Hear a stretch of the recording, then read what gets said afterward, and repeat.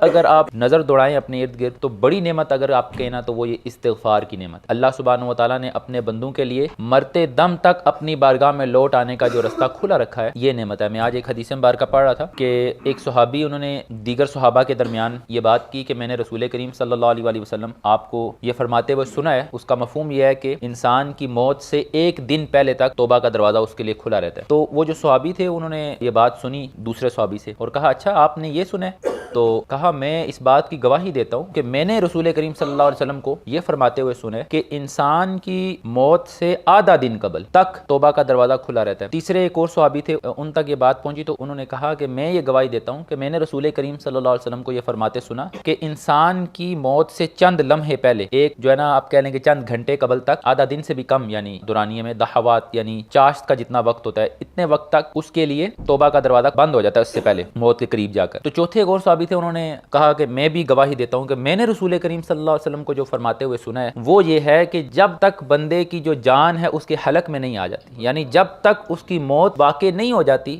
ما لم یغرغر، یعنی وہ جو موت کا خرخرہ طاری ہوتا ہے نا انسان کے اوپر، جب اس کی سانس اکھڑتی ہے اور بس موت آ جاتی ہے اس پر عالم نظر، تو آپ نے فرمایا اس وقت تک اس کے لیے توبہ کا دروازہ کھلا رہتا ہے۔ یعنی مرنے سے پہلے انسان اپنی موت کو آتا دیکھ لے، اس وقت بھی توبہ کر لے تو اللہ اپنے بندے کو قبول فرما لیتا ہے۔